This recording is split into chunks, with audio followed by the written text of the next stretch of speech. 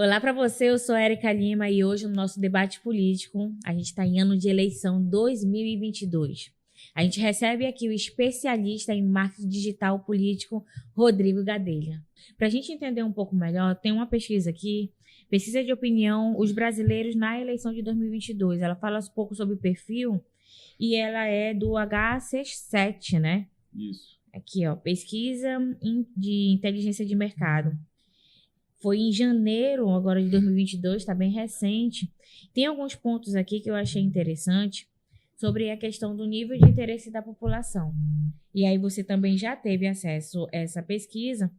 E aí eu queria que a gente fosse pegando alguns pontos bem mais de interesse e bem mais rápido, né? Para a gente poder mostrar para as pessoas como é que está essa relação desse segmento. E uma coisa que a gente estava discutindo é sobre a questão do perfil, por exemplo, dos evangélicos, né? Eles estão gostando mais de política, né? É o segmento que mais está gostando de política, mais quer falar sobre política. E eu acho interessante porque antes da eleição de 2018, também você pode me corrigir, era um público que defendia que tinha que ter separação. A questão das coisas de Deus, né? Não tinha que ter envolvimento com a questão política. E hoje a gente vê uma discussão, a gente vê um movimento realmente dentro das igrejas para eleger, né, os seus representantes. Fala um pouco aqui desse perfil de evangélicos que hoje está tendo no Brasil. A gente sempre analisa dados, mas analisa dados entendendo o contexto, né? Sim. Esse é um dado nacional, mas depende muito do contexto. Por exemplo, a gente fez uma campanha numa cidade do interior que tem 100 mil habitantes, que a gente via que os evangélicos se envolviam mais na política. Mas na cidade, 70% era católico. Então, não adianta, né? Nesse contexto, no contexto daquela eleição, não ia trazer tanto resultado, né? Mas quando a gente olha assim, Manaus, por exemplo, que 40% das pessoas são evangélicas, cara, é importante. É. Muito importante, poderoso até, né? E aqui tem tradição de grandes políticos, de grandes figuras que vêm desse público, né? Que são, cada vez mais a gente fala que é um dos públicos mais poderosos, né, da política brasileira. Tanto que a gente vê cada cara partidos e políticos importantes. E a gente começa a entender a característica especificamente do público e como a gente começa a envolver, como eles consomem. Porque, no fundo, eles continuam sendo pessoas também. Não é um rótulo, né? Claro, ele tem a religião dele, mas ele gosta também de ver alguns vídeos de humor, ele gosta de ver filmes, ele gosta de ler livros, ele gosta de ir para o cinema. Isso não quer dizer que ele vai só consumir aquele tipo de conteúdo, mas ele tem características de consumo. Então a gente começa na técnica de comunicação, a gente faz uma persona, né? Persona é quando a gente cria uma leitura de como aquele tipo de leitor gosta de consumir. Por exemplo, é muito forte na comunicação com igrejas células, né? E isso roda também no WhatsApp. Então, como é que você vê aquela mecânica? Como é que se constrói aquela mecânica? Como é que você se insere nisso? Isso é o que a gente vem estudando cada vez mais. E tem algumas igrejas que também têm eleição interna. A gente começou a estudar um tempo, de 4, 6 anos para cá, como é que funcionam as eleições dentro das igrejas. Para a gente entender, porque a gente fez todo tipo de eleição. OAB, Unimed, CRM, Conselho de Enfermagem, para a gente entender como é que funciona essas mecânicas. E a gente viu também que as igrejas fazem isso. Então, esse público, cada vez mais a gente vem entendendo que é muito forte o WhatsApp, é muito forte como ele consome, é muito forte que tipo de vídeo ele consome. Mas um extrato que eu posso dizer que é bem comum de todos os outros públicos é WhatsApp, vídeo com pouca produção e o contexto certo na hora de mandar.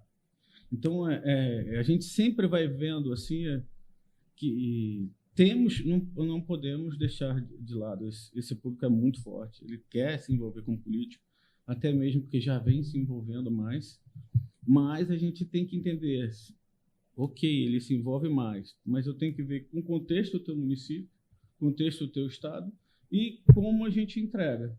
E aí, como eu te falei, o caso de Leme, né, uma cidade do interior de São Paulo, tem 100 mil habitantes, os evangélicos se envolvem mais, mas 70% da população é católica. Então, nesse contexto, não era tão importante. Você falando sobre isso, eu lembrei de uma situação, uma questão que eu li também um artigo, e eu vi isso muito presente também nas minhas pesquisas qualitativas, que é a questão do discurso do cidadão de bem. E muito da campanha foi pensada, construída para essa questão do nacionalismo, né, do patriotismo, do cidadão de bem. Eu sou um cidadão de bem, eu quero votar no cara que é um cidadão de bem. E eu vou também fechar com um grupo, né, de cidadão de bem. Como é que está esse discurso agora, assim, em termos de dados, né? Teve uma mudança? Esses políticos que vão se candidatar agora vão ter muito chão para poder modificar o que é necessário, porque a gente sabe que, por exemplo, falando em âmbito nacional, o presidente Lula agora está elegível, né, pode vir, se coloca como pré-candidato, mudou o cenário. De 2018, a questão do ódio contra o PT era muito forte. Hoje a gente já viu que deu uma quebrada, as pesquisas estão mostrando isso. De contrapartida, eu queria que tu falasse também um pouco, que eu sei que você andou um pouco no nosso estado do Amazonas, caminhou um pouco pelos municípios, está sentindo um pouco dessa pegada, né, dos bastidores, das relações que está sendo construída com as possibilidades de nome que vão concorrer para governo, né, para deputados estaduais, deputado federal e principalmente, que é o que todo mundo está discutindo também, a questão do Senado. E o Senado está uma discussão realmente, se vem, se não vem, e aí a gente está com alguns nomes que já estiveram à frente do Senado, e é uma questão de tabuleiro, realmente pode mudar, porque é muito imprevisível a questão de política, né? Fala um pouco dessa relação, desse perfil. Então, começando pela primeira pergunta sua, assim, os discursos, as narrativas, os posicionamentos, eles são colocados de acordo com o contexto. Nós tivemos, em 2018, a onda da família, da luta contra a corrupção e tal. Ainda vai ter, porque quando a gente fala, ali foi uma onda absurda, né, cara? Todo mundo veio para quem conseguiu pegar essa onda, conseguiu pegar um pouco de força. Isso não quer dizer que não possa se repetir esse tipo de posicionamento, mas não vai ser a onda da anticorrupção. A gente não vai ter novamente uma onda, mas não quer dizer que eu não tenha um candidato que consiga se posicionar assim, consiga se eleger. Porque a gente está falando de uma totalidade, por exemplo. Aqui nós temos 4 milhões de habitantes, né? 4 milhões e pouco. Em Manaus, 2 milhões de habitantes. Então, quando a gente fala assim desses 2 milhões de habitantes e dos eleitores, vai ter uma parcela da população, a gente fala de 40% da população aqui, tendencia a votar no Bolsonaro. É diferente do interior do Amazonas, Manaus, por exemplo. Esse daqui, ali, tem uma parcela da população que ainda pode pegar aquela onda da família, a onda da corrupção, uma onda do não sei o quê, mas vai depender muito de como ele construiu os últimos 4 anos. Né? Se ele tem mandato, o que eles vão fazer? Ele entregou, porque agora ele não é mais um nome novo só. Ele entregou o que ele falou? Como é que ele está sendo visto? As pessoas vão querer também. Puta, tu falou pra caramba na última eleição, cadê? É a mesma coisa que aconteceu, aí indo para o segundo turno, a mesma coisa que aconteceu com o PT, né? E com o Bolsonaro, e o que a gente enxergou? Em 2018, teve aquela onda onde as pessoas estavam magoadas absurdamente com o PT, né? Só que a gente passou 4 anos vivendo outra realidade, que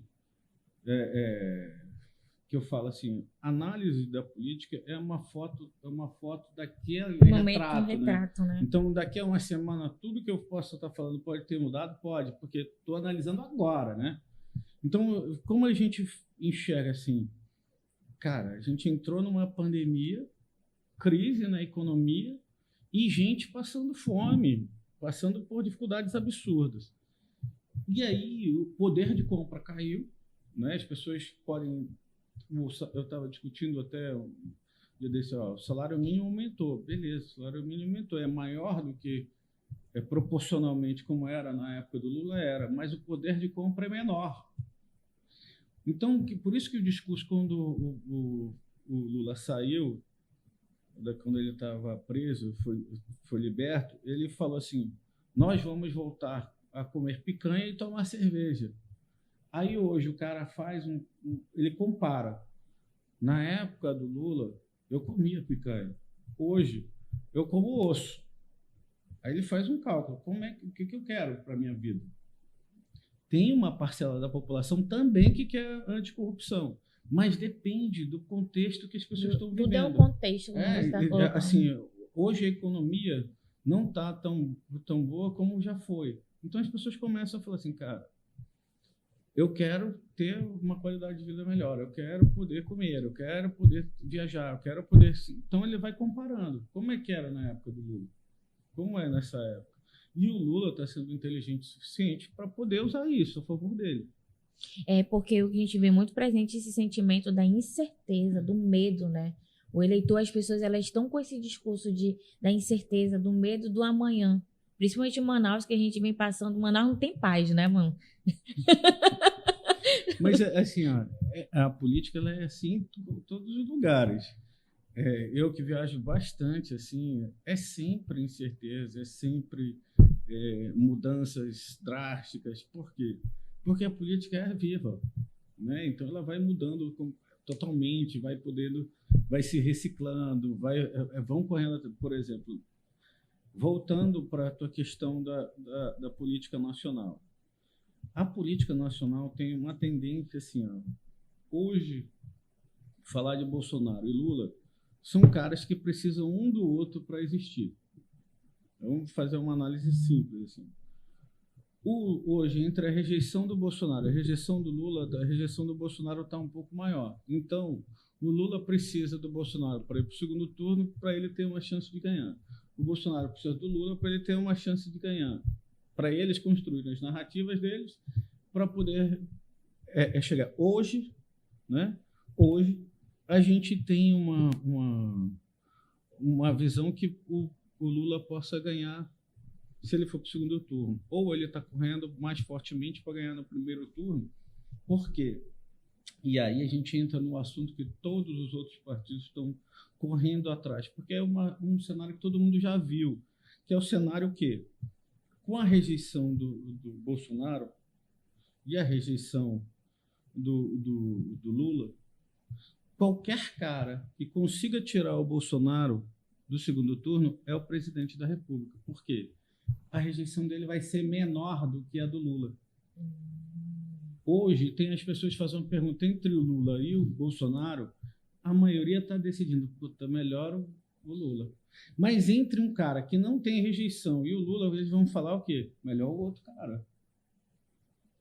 Então, por isso que todos os outros partidos querem se aglutinar, querem para fazer uma terceira via. Porque tem uma oportunidade. Se ele tiver 2 votos a mais do que o Bolsonaro e conseguir ir para o segundo turno, a tendência é o cara ganhar. É verdade. Eu tenho percebido que a terceira via, ela realmente é uma opção real. Então, as pessoas estão correndo. E aí a corrida para ser a terceira via vem crescendo. É o Moro, é a Simone Tebet, quem esqueci o Alessandro do Cidadania.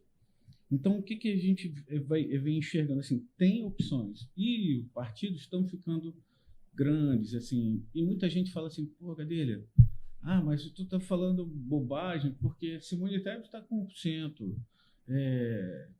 O Alessandro ninguém quase conhece.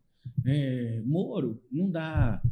E aí a gente, vamos voltar atrás um pouco. A gente está falando aqui, Wilson Lima, quanto tinha antes, quando ele começou a eleição aqui para ser governador?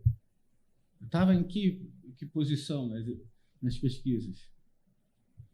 O João Dória, na campanha de prefeito, um ano antes ele tinha 0,5, ganhou no primeiro turno. Né? Então, assim, não tem dá. Surpresa, né? Não dá tem surpresa. Assim, se ele conseguir se posicionar da forma correta, no momento certo, aglutinar os apoios corretos. Então, há uma grande... Ainda mais com o poder que a gente está vendo em torno da Simone Tebet. Por exemplo, ela é de um partido forte, MDB, está trazendo... eles estão conversando para tentar fazer uma federação com o próprio PSDB, que pode não lançar o João Dória, e está querendo trazer para ser o vice alguém do União Brasil, que já é uma federação de 2 grandes partidos, PSL e DEM. Imagina, assim, são 4 grandes partidos para fazer uma terceira via que vai começar a brigar. Pensa no tempo de televisão, pensa na forma de capilaridade de 4 partidos grandes fazendo isso para chegar. É possível. É possível. E a gente já indo para a finalização, eu queria ouvir você sobre como é que é a tua percepção sobre a realidade do Amazonas em termos de marketing digital. A gente tem um marketing digital forte aqui, você já está sendo captado por alguém, né? Como é que está essa relação sua? Você que é manauara, que ganhou esse prêmio aí nacional, e com certeza, quando você está aqui, não passa despercebido. Traz alguma coisa de bastidores pra gente aí. Então, quando eu vejo assim, Manaus, o Amazonas, uma coisa que que eu percebo aqui ainda está muito na mentalidade tradicional da comunicação, da campanha política. O que é o tradicional? Que hoje outros estados começam antecipadamente, né? Toda campanha, equipe, que a gente tem participado já e fechou algumas campanhas. O que a gente começa? Hoje a gente está começando 1 ano e meio de antecedência. Por quê? A gente fala de uma campanha digital que, no meio digital, 70% é o dark social, de a gente montar uma militância, um envolvimento, trazer pessoas, conquistar corações. Não vai ser nos 45 dias que você vai fazer isso. Né? E o que eu estou percebendo é que todas as pessoas estão deixando para a última hora. Para a última hora, o que você faz? O que acontece? Você gasta mais e tem menos resultado. O que eu percebo é que o Amazonas não começou ainda. Tem os posicionamentos, tem esperado, mas está deixando para montar time, para poder performar mais para perto. Só que deixa mais para perto, ele vai brigar com as mesmas armas que os outros concorrentes têm. E se a gente vê o histórico dos caras que ganharam as outras eleições, eles começaram antes. Prepararam antes. Você vê, o PT vem construindo uma equipe já há um tempo. Militância, reorganizando as parcerias, aglutinando parceiros, nomes e tal, já há um tempo. Então, o que eu enxergo aqui no Amazonas e Manaus? Ainda está no processo de vamos deixar mais para frente, vamos construir mais para frente. Só que deixar mais para frente é brigar com as mesmas armas que os outros. E aqui no Amazonas, por conta do problema da internet nos municípios, o que ainda vai ser realmente mais investido, você acredita que é o WhatsApp? Com certeza. Porque a rede social, o Facebook e o Instagram, eu vou ter que passar, eu vou ter que ter rede para poder pegar aquele momento específico que o cara vai me olhar, não é? Sim. O WhatsApp, você mandou 1 hora, ele vai ter rede. 1 hora ele vai abrir. Porque ele vai ter aquilo lá. Eu andei por alguns interiores aqui, principalmente para entender como funciona a mecânica. E eu não perguntei dos políticos, eu perguntei do usuário. Eu fui na rua, no cara na voadeira. Pô, e teve um negócio muito legal, cara, que... Deixa eu contar essa história. Eu estava numa voadeira, aí tinha um garoto que devia ter uns 10, 11 anos. Tá? E aí ele chegou para mim e falou assim, tio, que aplicativo aí tu tem aí no teu celular? Aí eu falei, chega aqui, moleque. Aí ele sentou, eu comecei a mostrar, ele, não, porque eu quero aprender para botar uns aqui para mim. Porra, aí eu perguntei, para que tu usa esse? Para que tu usa esse? E aí você vê que mesmo sem rede, mesmo sem uma puta internet, o moleque tá querendo saber. Quer se inteirar, né? Quer se inteirar. E ele, normalmente, vai ser o cara que vai fazer o quê? Vai ser o grande disseminador dos conteúdos aplicativos que as pessoas querem receber lá. Porque ele é o único que se interessa. Verdade. Tu sabe, boca a boca digital agora. Né? O moleque vai falar, puta, esse aplicativo faz isso, aquele faz aquilo. Então, pô... Aí no município é novidade. Né? É novidade. Você vê assim, na comunidade, por exemplo. Eu fui numa comunidade onde o pessoal usava a internet da igreja. Ou seja, aquele horário é o horário que a gente fala, horário nobre daquela comunidade. E conseguiu fazer esse mapeamento. Claro. O horário nobre deles, puta, é o horário onde eles vão para a igreja. Porque eles estão conectados. Quando eu tenho que mandar a comunicação para eles? Naquele horário que eles estão lá na igreja. Entendeu o que eu estou te falando? É saber mapear. Só que a maioria dos políticos estão deixando... para depois. Eles vão conseguir fazer o que eu já fiz? Não, eles vão fazer na hora. Não estão tardando, né? Eles vão enxergar, pô, como é que funciona a comunidade, como é que eu enxergo. Por quê? O digital não tem comparação. Redução de custo. Não tem comparação. Entre você pegar um avião e ir lá e você mandar para o WhatsApp, porra, é infinitamente inferior ao custo. E eu fico pensando sobre isso mesmo, por exemplo, assim, o Marazi, senador, ele não tem uma presença digital no Instagram. Ele tem uma presença digital muito mais no Twitter. Mas o Twitter não é uma realidade ainda do Amazonas. É uma realidade nacional. É uma realidade nacional, né? Mas não é tipicamente, porque quando você vê aqui, agora eu vejo que o Instagram tá dando uma movimentada muito grande, porque quando você faz algumas pesquisas, aí você fala, qual é a rede social que você usa? O Instagram. Já deu uma quebrada no Facebook. Sim. E isso Manaus, né? Isso Manaus. Diferente, por exemplo, nos municípios do estado do Amazonas, que algumas pesquisas trazem que é a questão do Facebook. E aí eu queria perguntar de ti, que é uma coisa específica, típica nossa aqui, não sei se você, com certeza deve ter identificado, que é os grupos no Facebook. Tem o Facebook e tem os grupos, né? Onde você consegue contemplar um número muito grande de pessoas. Você acha que vale a pena esse investimento de material, de conteúdo nos grupos do Facebook para a nossa realidade do Amazonas? Então, a gente falou de várias coisas, mas o que a gente tem que enxergar assim? A porta de entrada ainda para o que a gente fala para a base da pirâmide é o Facebook. O Facebook ainda é uma grande realidade. É claro que está tendo uma migração pro Instagram.